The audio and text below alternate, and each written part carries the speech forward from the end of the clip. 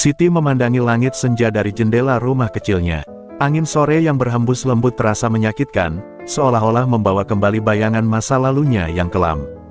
Dulu, di tempat yang sama, ia sering menunggu suaminya, Bayu, pulang bekerja. Namun kini, hanya kesunyian yang menemani. Perutnya yang semakin membesar membuat setiap langkah terasa berat, tetapi beban di hatinya jauh lebih menyakitkan. Ia ditinggalkan oleh pria yang dulu bersumpah akan mencintainya dalam suka dan duka. Bayu dulu adalah pria sederhana yang mencintai Siti dengan tulus. Mereka hidup bahagia meskipun miskin, berbagi mimpi tentang masa depan yang lebih baik. Namun segalanya berubah ketika Siti hamil. Bagi Bayu, anak itu bukan kabar bahagia, melainkan tambahan tanggung jawab yang tak sanggup ia pikul. Tekanan hidup dan rasa minder karena kemiskinan membuat Bayu merasa jalan keluar satu-satunya adalah meninggalkan Siti. Tanpa peringatan, tanpa penjelasan, ia pergi begitu saja. Hari itu masih teringat jelas di benak Siti. Ia berdiri di depan pintu, memanggil-manggil nama Bayu, sementara pria itu memasukkan barang-barangnya ke dalam tas. "Aku tidak bisa lagi, Siti. Aku butuh kehidupan yang lebih baik. Kita terlalu miskin untuk membesarkan anak ini," kata Bayu tanpa menoleh sedikitpun. Siti mencoba menahannya, berteriak dan menangis, tetapi Bayu hanya berjalan menjauh. Tangannya gemetar, merasakan kehancuran yang tak mampu ia ungkapkan dengan kata-kata. Warga desa mulai bergunjing. Mereka mencemooh Siti, menganggapnya wanita tak berguna yang tidak bisa mempertahankan suaminya. Suaminya lari karena dia tak mampu memberi kehidupan layak, gumam salah satu tetangga dengan nada mencibir. Siti hanya bisa menunduk, menahan air matanya agar tidak tumpah di depan mereka. Namun, setiap malam, tangisnya pecah di dalam rumah kecil itu, mengiringi doa yang ia panjatkan untuk kekuatan membesarkan anaknya seorang diri. Di sisi lain, Bayu menikmati kehidupan barunya bersama Ratna, anak seorang pengusaha kaya yang memberinya jalan keluar dari kemiskinan. Pernikahan mereka berlangsung mewah, penuh senyuman palsu yang disembunyikan di balik topeng kebahagiaan. Namun, jauh di lubuk hatinya, ada perasaan bersalah yang sesekali muncul, mengusik ketenangannya. Bayu tahu ia meninggalkan Siti dalam keadaan yang paling sulit, tetapi keserakahan telah membutakan hatinya. Siti berjuang keras untuk bertahan. Ia mulai bekerja sebagai penjahit, menerima upah yang tak seberapa demi menyambung hidup. Tubuhnya yang lelah sering tak sanggup berdiri lama, tetapi ia terus memaksakan diri.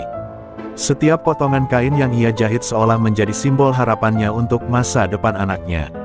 "Kamu harus kuat, Siti," gumamnya pada diri sendiri setiap kali rasa putus asa menggerogoti hatinya. Rasa sakit akibat ditinggalkan oleh suami tercinta tak pernah hilang, tetapi Siti menemukan kekuatan baru dalam kehadiran anaknya. Ketika Intan lahir, air mata Siti jatuh tanpa henti. Bayi mungil itu menggenggam jarinya dengan erat, seolah-olah berkata, "Kita bisa melewati ini bersama." Dalam pelukan anaknya, Siti menemukan alasan untuk terus hidup, meskipun dunia seakan-akan telah menghapus keberadaannya.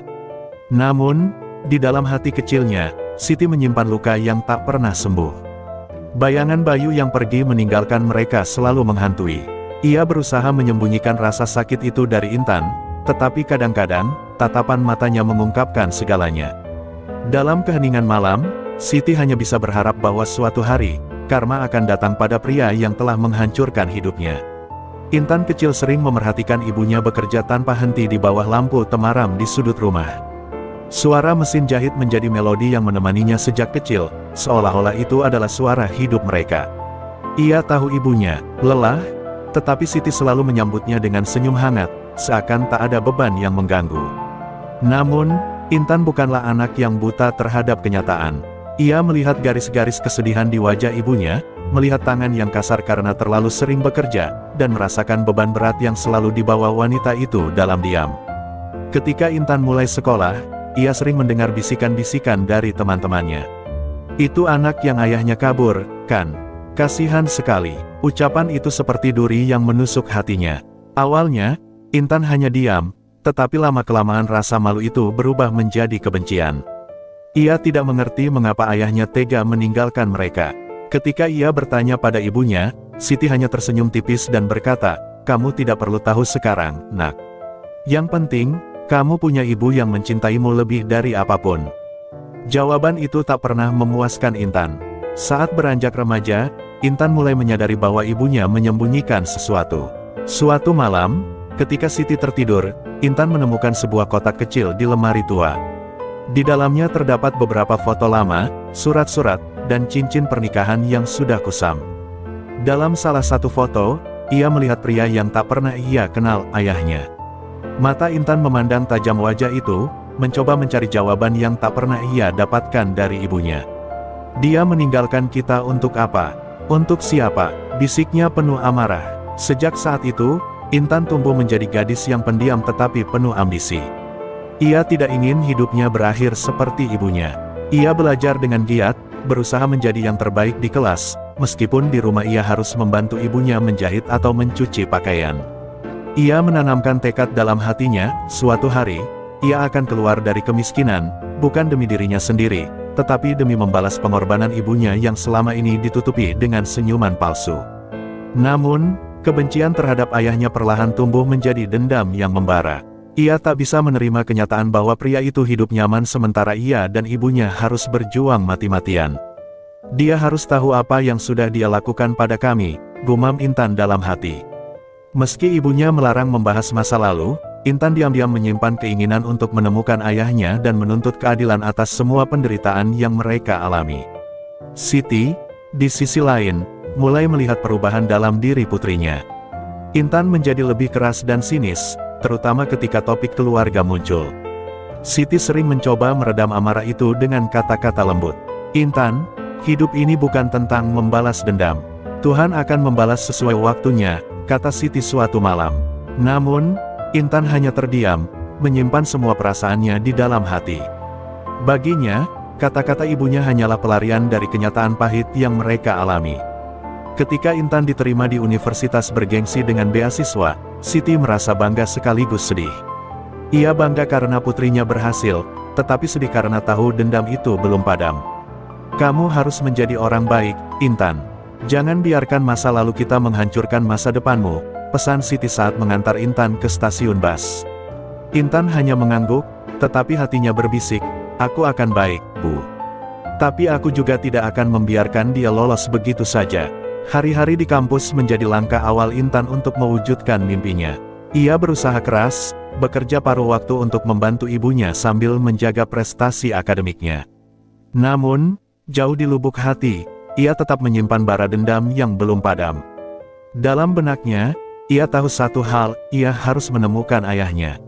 Dan ketika waktu itu tiba, ia akan memastikan pria itu menyesal telah meninggalkan mereka. Matahari bersinar terik di atas kampus yang megah.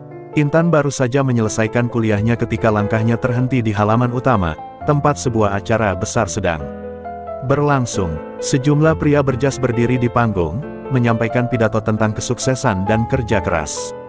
Spanduk besar bertuliskan, "Pemberdayaan generasi muda oleh PT Mahardika," menarik perhatiannya. Nama perusahaan itu tidak asing. Ia pernah membacanya di koran lama milik ibunya, perusahaan yang dimiliki oleh pria yang telah meninggalkan mereka, ayahnya, Bayu. Darah Intan berdesir. Ia mendekat, berdiri di antara kerumunan mahasiswa yang memuji para pembicara di atas panggung. Matanya tertuju pada seorang pria parubaya yang tampak elegan dalam setelan mahal. Senyumnya terpancar percaya diri, suaranya penuh wibawa saat berbicara tentang perjalanan hidupnya dari bawah hingga menjadi pengusaha sukses. Namun bagi Intan, pria itu bukan sosok inspiratif. Dia adalah penghancur keluarga kecilnya, orang yang membuat ibunya berjuang sendirian dalam keputusasaan. Bayu tidak mengenali Intan, tetapi Intan mengenali wajah itu dengan jelas. Wajah yang sama dengan foto lusuh yang ia temukan di kotak ibunya bertahun-tahun lalu. Pandangannya berubah tajam, campuran rasa benci dan dendam membakar dadanya. Ia ingin berteriak di tengah keramaian itu, ingin memaki pria itu di depan semua orang. Namun, ia menahan diri. Ia tahu ini bukan waktu yang tepat. Dendamnya harus terencana dengan sempurna, seperti api yang membakar perlahan tetapi pasti. Setelah acara selesai, Intan mendekati salah satu panitia untuk bertanya lebih banyak tentang perusahaan itu. Ia beralasan tertarik untuk magang. Tanpa kesulitan, ia mendapatkan informasi kontak dan proses pendaftaran. Dalam hati, ia bertekad untuk menyusup ke dalam kehidupan ayahnya. "Aku akan masuk ke duniamu, Ayah. Aku akan menghancurkan semuanya, seperti kau menghancurkan hidupku dan ibu, gumamnya dengan penuh kebencian. Namun, malam itu, saat ia pulang ke kamar kosnya, bayangan ibunya muncul dalam pikirannya. Siti selalu mengajarkannya untuk memaafkan, tetapi Intan merasa hal itu terlalu sulit. Ia teringat bagaimana ibunya bekerja siang dan malam untuk membayar uang sekolahnya, bagaimana wanita itu sering sakit tetapi tetap memaksakan diri demi dirinya. Jika ayahnya tidak meninggalkan mereka, semua penderitaan itu tak akan pernah terjadi. Bagaimana mungkin ia memaafkan pria yang dengan mudahnya mengorbankan mereka demi kekayaan? Beberapa minggu kemudian, Intan berhasil diterima sebagai magang di PT Mahardika. Ia terkejut melihat betapa mudahnya orang-orang di sana mempercayainya. Dengan cepat, ia menjadi salah satu karyawan magang yang paling menonjol karena kecerdasannya. Ia sering berpapasan dengan Bayu di kantor, tetapi pria itu tetap tidak mengenalinya. Intan merasa puas setiap kali melihat wajah ayahnya yang tampak bangga dengan keberhasilannya, tanpa tahu bahwa putri yang pernah ia tinggalkan kini ada di dekatnya. Namun, semakin dekat ia dengan Bayu, semakin banyak rahasia yang terungkap. Intan mengetahui bahwa keluarga baru ayahnya tidak seharmonis yang terlihat dari luar. Ratna, istri Bayu, menderita sakit parah dan sering dirawat di rumah sakit. Sementara itu, kedua anak Bayu dari pernikahannya dengan Ratna saling bersaing demi warisan dan kekuasaan di perusahaan. Mereka tidak peduli dengan kesehatan ibunya atau kehancuran yang perlahan terjadi dalam keluarga mereka. Intan memanfaatkan kekacauan itu. Ia mulai mencari celah untuk merusak perusahaan Bayu dari dalam, mempelajari kelemahan struktur bisnis dan keuangan perusahaan. Setiap malam, ia menulis rencana dengan teliti, memastikan tidak ada jejak yang bisa mengarah padanya. Dalam benaknya, ia yakin ini adalah langkah pertama untuk membalas dendam pada pria yang telah menghancurkan keluarganya. Namun, di sudut hatinya yang paling dalam, ada perasaan aneh yang mulai muncul, pertanyaan tentang apakah semua ini benar-benar akan membawa kebahagiaan bagi dirinya dan ibunya. Pagi itu, Intan berjalan memasuki gedung PT Mahardika dengan kepala tegak. Di balik senyumnya yang ramah, ia menyembunyikan niat besar untuk meluluhlantakkan dunia yang ayahnya bangun di atas pengkhianatan. Hari itu, ia diberi tugas untuk membantu proyek penting langsung di bawah pengawasan Bayu. Saat Bayu mengajaknya berbicara, Intan harus menekan perasaannya. Suara pria itu terdengar berat dan berwibawa, tetapi bagi Intan, setiap kata seperti pisau yang mengingatkannya pada luka lama. "Nama kamu siapa tadi?" tanya Bayu saat rapat selesai. "Intan," jawabnya singkat, dengan suara yang ia usahakan tetap tenang. Namun di dalam hatinya, ia hampir tak percaya ayahnya benar-benar tidak mengenalinya. Bagaimana mungkin seorang pria melupakan darah dagingnya sendiri begitu saja? Saat Bayu mengangguk puas dengan laporan yang ia buat, Intan merasa kemenangan kecil. Ia kini berada di tengah lingkaran hidup pria itu, tempat di mana ia bisa menghancurkan semuanya. Beberapa minggu berlalu, dan posisi Intan di perusahaan semakin kuat. Ia berhasil mendekati Tania, anak pertama Bayu yang terkenal sombong dan egois. Tania sering curhat kepadanya tentang ketegangan di keluarganya. "Ayah terlalu mementingkan perusahaan. Aku yang seharusnya mengambil alih, bukan adikku yang bahkan tidak punya pengalaman," kata Tania dengan nada marah. Intan memanfaatkan celah ini, mengipasi api persaingan antara Tania dan adiknya, Rendra, tanpa mereka sadari. Sementara itu, Intan juga mulai membocorkan informasi penting dari dalam perusahaan kepada kompetitor. Setiap malam, ia mengakses file rahasia dengan cermat, memastikan tidak ada jejak yang tertinggal. Beberapa keputusan bisnis mulai kacau karena sabotase kecil yang ia lakukan. Kepercayaan para investor mulai goyah, dan Bayu, yang biasanya tenang, mulai menunjukkan tanda-tanda stres. "Apa yang terjadi? Mengapa semua rencana kita berantakan?" Bayu bertanya dalam sebuah rapat. Intan hanya tersenyum tipis di balik meja, menikmati kebingungan yang perlahan menggerogoti pria itu. Namun, di balik semua itu, Intan merasakan ketegangan batin yang terus menghantuinya. Ibunya sering menelepon, menanyakan kabarnya. "Kamu baik-baik saja, Nak?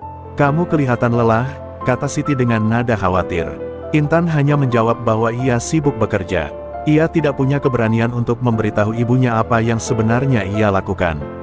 Siti selalu melarangnya membenci ayahnya, tetapi Intan merasa ibunya tidak memahami luka yang ia rasakan.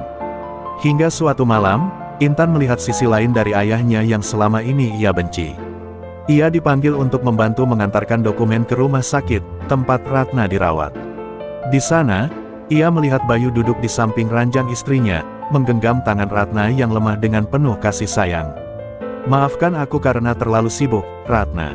Aku tidak ingin kehilanganmu," kata Bayu dengan suara bergetar. Intan terkejut melihat air mata jatuh di wajah pria itu, wajah yang selama ini ia anggap tak memiliki hati. Adegan itu membuat kebencian Intan sedikit goyah. Ia mulai bertanya-tanya, apakah pria ini benar-benar monster seperti yang ia pikirkan selama ini. Namun, saat ia mengingat semua penderitaan ibunya, rasa dendam itu kembali menguasai dirinya. Baginya, air mata itu terlalu kecil untuk menebus semua yang telah terjadi. Ia memutuskan bahwa ini hanyalah awal dari kehancuran yang akan menimpa pria itu. Malam itu, Intan memutuskan untuk melangkah lebih jauh. Ia mulai merencanakan sabotase besar yang tidak hanya akan menghancurkan perusahaan, tetapi juga reputasi Bayu di mata publik. Ia tahu rencananya berbahaya, tetapi ia sudah terlalu jauh untuk mundur. Dalam pikirannya, ini bukan sekadar balas dendam untuk ibunya, tetapi juga pembuktian bahwa ia, Intan, adalah bayangan yang akan menghantui hidup Bayu selamanya. Suasana ruang rapat PT Mahardika semakin tegang. Para direktur tampak gelisah setelah mendengar laporan tentang kebocoran data perusahaan yang menyebabkan kerugian besar. Bayu berdiri di ujung meja, wajahnya tegang, namun ia tetap mencoba mengendalikan suasana. "Kita harus menemukan pelakunya secepat mungkin. Tidak mungkin ini hanya kebetulan," ucapnya dengan nada tajam. Di sudut ruangan, Intan duduk tenang sambil mencatat, menyembunyikan senyum tipis di balik wajah polosnya. Dalam hati, ia merasa puas melihat pria itu mulai kehilangan kendali. Namun, kepuasan itu tak berlangsung lama. Ketika Intan kembali ke rumah kosnya malam itu, ia menerima telepon dari ibunya. Suara Siti terdengar lelah, tapi lembut seperti biasa. "Intan, ibu baru saja menemukan foto ayahmu di koran. Katanya dia pemilik PT Mahardika. Apa kamu tahu sesuatu tentang ini?" tanyanya pelan. Intan terdiam. Ia tidak menyangka ibunya akan mengetahui identitas Bayu secepat ini. Ia mencoba mengalihkan pembicaraan, tetapi Siti menambahkan, "Kalau memang kamu ada hubungannya dengan perusahaan itu, ibu mohon, jangan lakukan sesuatu yang bisa membuatmu menyesal." Kata-kata itu menghantui pikiran Intan sepanjang malam. Ia teringat bagaimana ibunya selalu mengajarkan untuk memaafkan, meskipun hidup mereka hancur karena pengkhianatan ayahnya. Tapi bagaimana mungkin ia memaafkan seseorang yang begitu egois? Baginya, membalas dendam adalah satu-satunya cara untuk memberikan pelajaran pada pria itu. Namun, dalam diam, ia mulai merasa terombang-ambing antara dendam dan rasa bersalah pada ibunya. Beberapa hari kemudian, rencana besar Intan mulai berjalan. Ia mengatur agar beberapa dokumen penting perusahaan jatuh ke tangan media. Dokumen itu berisi informasi tentang kesepakatan bisnis ilegal yang dilakukan Bayu beberapa tahun lalu, yang dapat menghancurkan reputasi perusahaan dan keluarganya. Ketika berita itu tersebar, efeknya langsung terasa. Investor mulai menarik diri, saham perusahaan anjlok, dan nama Bayu menjadi sorotan negatif di media. Namun, di tengah kekacauan itu, Intan merasakan sesuatu yang tidak ia duga, bukan kebahagiaan, melainkan kehampaan. Ia melihat Bayu di kantor, berjalan lunglai dengan wajah penuh tekanan. Untuk pertama kalinya, pria itu tampak rapuh di matanya. Ia mendengar Bayu berteriak di telepon, mencoba menyelamatkan perusahaannya. "Aku melakukan ini demi keluarga. Aku tidak akan membiarkan semua kerja keras ini sia-sia," katanya. Kata-kata itu menusuk hati Intan. Apakah benar ia telah menghancurkan seorang pria yang hanya ingin melindungi keluarganya, sama seperti ibunya? Konflik dalam hati Intan semakin membesar ketika ia mengetahui bahwa Ratna, istri Bayu, meninggal dunia di tengah skandal yang melanda perusahaan. Kematian itu menjadi pukulan berat bagi Bayu, yang kini terlihat lebih tua dari usianya. Intan merasa terguncang saat melihat pria itu menangis di pemakaman Ratna, memohon maaf atas semua kesalahan yang pernah ia lakukan. "Aku tidak pernah ingin kehilangan lagi," ucapnya lirih di depan nisan. Kata-kata itu seperti bom waktu yang meledakkan pertahanan Intan. Malam itu, Intan duduk termenung di kamarnya. Ia merenungkan semua yang telah ia lakukan. Dendam yang ia pikir akan membahagiakannya kini justru membuat hatinya terasa kosong. Ia teringat wajah ibunya, bagaimana wanita itu selalu memaafkan meskipun hidupnya penuh penderitaan. Ia mulai bertanya-tanya, apakah ibunya benar selama ini? Apakah balas dendam benar-benar jalan yang tepat, atau hanya menghancurkan dirinya perlahan-lahan? Dengan perasaan bimbang, Intan memutuskan untuk pulang ke rumah ibunya. Ia ingin mencari jawaban dari satu-satunya orang yang selalu menjadi pelabuhan hatinya. Namun, di saat yang sama, ia tahu bahwa langkah ini bukanlah akhir. Intan sadar bahwa bayangan masa lalu masih terus mengejarnya, dan pertarungan antara dendam dan maaf belum benar-benar selesai. Pulang ke rumah bukan keputusan yang mudah bagi Intan. Langkah kakinya terasa berat saat memasuki halaman kecil rumah itu, tempat segala penderitaan dan kebahagiaan masa kecilnya tersimpan. Saat pintu dibuka, ibunya berdiri di sana, tersenyum seperti biasa meski kerutan di wajahnya semakin terlihat. "Kamu kelihatan lelah, Nak. Masuklah, ibu sudah siapkan makan malam," kata Siti lembut. Intan hanya tersenyum tipis. Ia tidak tahu bagaimana memulai pembicaraan tentang apa yang telah ia lakukan. Malam itu, di meja makan, Intan memandangi wajah ibunya yang lemah. Ia teringat semua pengorbanan yang telah dilakukan Siti untuknya, termasuk memilih hidup tanpa dendam meskipun disakiti oleh pria yang mereka sebut ayah. "Bu, pernahkah ibu benar-benar membenci ayah? Maksudku, bukankah seharusnya dia membayar untuk semua yang dia lakukan pada kita?" Tanyanya tiba-tiba. Siti terdiam sejenak, lalu menatap putrinya dengan tatapan yang penuh makna. "Mungkin dulu ibu pernah membenci. Tapi, semakin lama, ibu sadar, kebencian hanya akan mengikat kita pada masa lalu. Kita tidak akan pernah benar-benar bahagia kalau terus hidup dalam dendam." Jawaban itu membuat hati Intan bergejolak. Ia ingin membantah, ingin mengatakan bahwa ia telah membuktikan kebencian bisa menjadi kekuatan untuk membalas sakit hati. Namun, melihat ketenangan di wajah ibunya, ia merasa ragu. "Tapi dia meninggalkan kita, Bu. Dia membuat hidup kita begitu sulit. Tidakkah ibu merasa marah?" Desaknya lagi. Kali ini, Siti menghela napas panjang. "Marah, tentu saja, tapi ibu memilih untuk tidak larut dalam itu. Karena ibu tahu, jika ibu membenci, ibu hanya akan kehilangan lebih banyak. Dan itu termasuk kamu, Nak. Ibu tidak ingin kehilangan kebahagiaan ibu yang terakhir." Kata-kata ibunya terus terngiang di kepala Intan bahkan setelah ia kembali ke kamarnya. Malam itu, ia memutuskan untuk membuka kembali kotak kecil yang berisi kenangan masa lalu mereka. Di antara foto-foto lama, ada sebuah surat yang belum pernah ia lihat sebelumnya. Surat itu ditulis oleh ayahnya, Bayu, tepat sebelum ia pergi meninggalkan mereka. Dengan tangan gemetar, Intan membacanya. Isinya bukan permintaan maaf atau alasan, tetapi sebuah janji untuk kembali suatu hari nanti ketika ia merasa layak. Surat itu membuat Intan marah sekaligus bingung. Bagaimana pria itu bisa meninggalkan mereka dengan alasan seperti itu? Namun, di balik kemarahannya, ia merasakan sesuatu yang lain, sebuah kerinduan yang tak pernah ia sadari. Mungkinkah ada alasan yang lebih dalam di balik keputusan ayahnya? Atau semua itu hanya pembenaran untuk menghindari tanggung jawab? Pertanyaan-pertanyaan itu mulai mengusik pikirannya. Keesokan harinya, Intan memutuskan untuk berbicara lebih banyak dengan ibunya.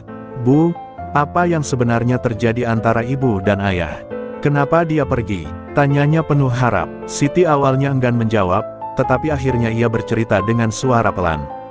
"Ayahmu bukan pria yang sempurna, Nak. Dia punya ambisi yang besar, tapi itu sering membuatnya lupa pada kita. Ibu tidak membencinya, karena ibu tahu dia juga berjuang melawan dirinya sendiri. Ketika dia pergi, ibu memilih untuk tetap kuat. Bukan untuk dia, tapi untukmu." Cerita itu membuka sisi lain dari kebenaran yang selama ini tak pernah Intan lihat. Ia mulai memahami bahwa kebencian yang ia pelihara selama bertahun-tahun mungkin berasal dari rasa kehilangan dan kerinduan. Namun, ia juga sadar bahwa ia telah melukai banyak orang dalam proses membalas dendam, termasuk ayahnya yang kini menghadapi kehancuran hidupnya. Di tengah pergolakan emosinya, Intan merasa bahwa ia harus menghadapi ayahnya, bukan untuk melanjutkan dendam, tetapi untuk mencari jawaban atas semua luka yang mereka alami. Ia ingin tahu apakah pria itu benar-benar menyesal atau hanya terjebak dalam skenario hidupnya sendiri. Dengan hati yang penuh keraguan, ia memutuskan untuk bertemu Bayu secara langsung. Perjalanan ini bukan hanya untuk mencari keadilan, tetapi juga untuk menemukan kedamaian yang telah lama hilang dari hidupnya. Intan duduk gelisah di sebuah kafe kecil di sudut kota, tempat yang ia pilih untuk bertemu Bayu. Tangannya berkeringat, hatinya berdebar tak menentu. Ia tidak yakin bagaimana pria itu akan bereaksi ketika melihatnya. Apakah Bayu akan mengenalinya, ataukah ia hanya akan menjadi orang asing yang mencoba menggali masa lalu? Pertanyaan-pertanyaan itu terus berputar di benaknya, tetapi Intan tahu bahwa pertemuan ini harus terjadi. Ini adalah langkah terakhir yang harus ia ambil untuk melepaskan beban di dadanya. Ketika Bayu akhirnya tiba, Intan nyaris tidak bisa bernapas. Pria itu tampak lebih lelah dan tua dari terakhir kali ia melihatnya di kantor. Langkahnya lambat, dan wajahnya memancarkan beban berat kehidupan. Bayu tidak tahu siapa yang mengundangnya ke sini, hanya diberitahu oleh seorang asisten bahwa ada seseorang yang ingin bertemu dengannya untuk urusan pribadi. Ketika matanya bertemu dengan Intan, ia mengernyit. "Kamu siapa?" tanyanya dengan suara rendah, mencoba mengingat. Intan berusaha mengendalikan emosinya. Ia menatap pria itu dengan tajam, lalu berkata, "Nama saya Intan. Saya anak dari Siti, dan anak dari Anda." Ucapan itu membuat Bayu terpaku. Matanya membelalak, tubuhnya kaku seolah waktu berhenti. "Apa? Tidak, itu tidak mungkin," gumamnya dengan suara bergetar. Namun, tatapan Intan yang penuh kepastian tak memberikan ruang bagi keraguan. Bayu tersandar di kursi, napasnya berat. Kamu benar-benar Intan?" "Ya," jawab Intan dengan tegas.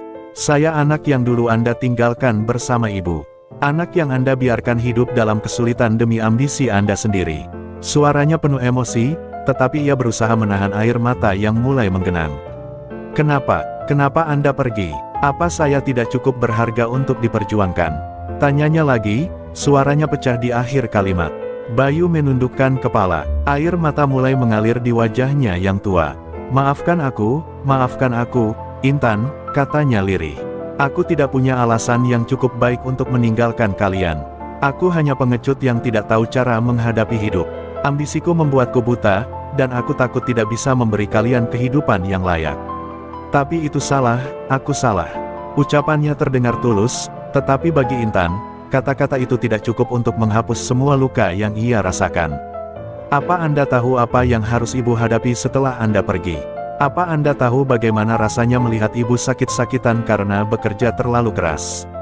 Semua itu karena Anda," seru Intan, tak lagi mampu menahan kemarahannya. Bayu menangis terseduh-seduh. "Aku tahu aku salah, Intan.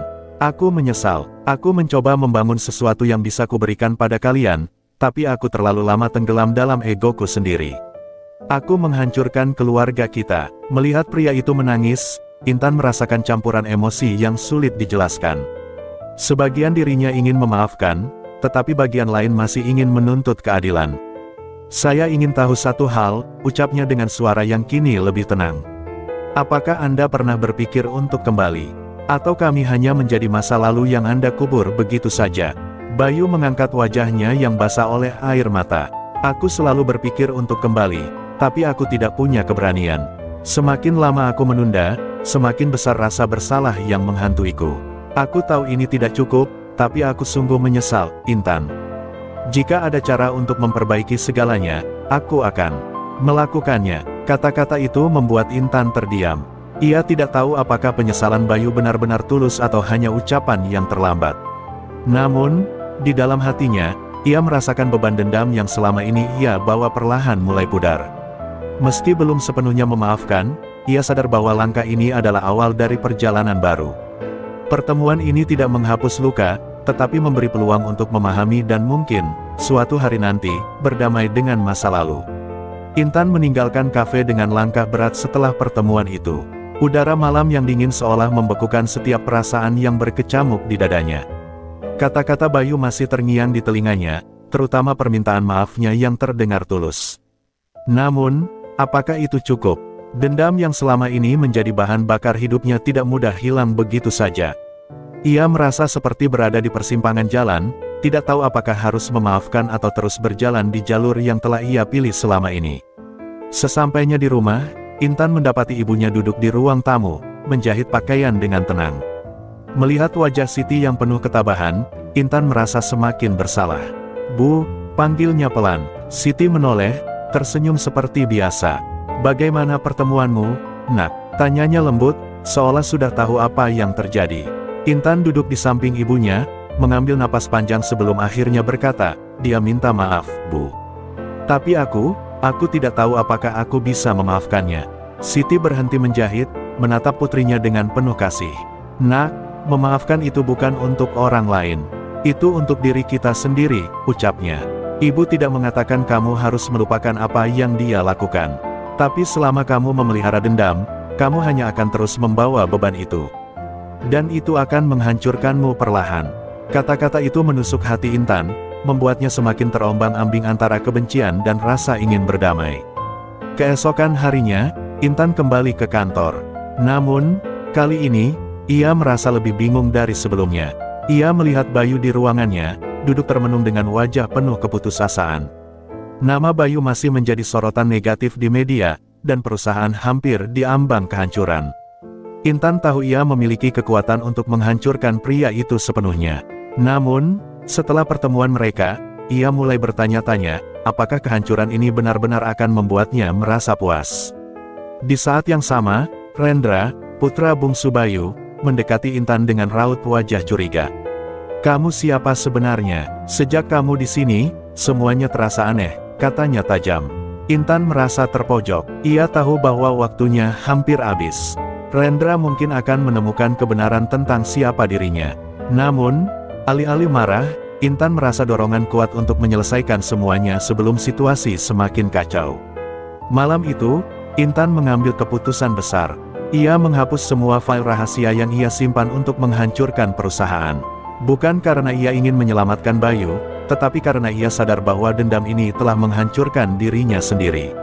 Ia tidak ingin menjadi orang yang sama seperti ayahnya dulu, seseorang yang mengorbankan segalanya demi ego. Keesokan harinya, Intan menghadap Bayu di ruangannya. "Saya berhenti," katanya tanpa basa-basi. Bayu terkejut, tetapi ia tidak mencoba menghentikannya. "Sebelum saya pergi, ada satu hal yang ingin saya katakan," lanjut Intan. Ia menatap pria itu dengan penuh emosi. "Saya tidak tahu apakah saya bisa memaafkan Anda, tapi saya juga tidak ingin hidup dalam bayangan kebencian lagi. Saya harap Anda bisa memperbaiki hidup Anda, kalau bukan untuk saya, setidaknya untuk keluarga yang masih Anda miliki." Bayu terdiam, air matanya kembali jatuh. "Terima kasih, Intan. Saya tidak pantas mendapatkan kesempatan ini, tapi saya akan mencoba memperbaiki segalanya," ucapnya lirih. Intan mengangguk, lalu berbalik pergi. Saat melangkah keluar dari gedung, ia merasa beban di dadanya sedikit lebih ringan. Dendamnya mungkin belum sepenuhnya hilang, tetapi untuk pertama kalinya dalam hidupnya, ia merasa bebas.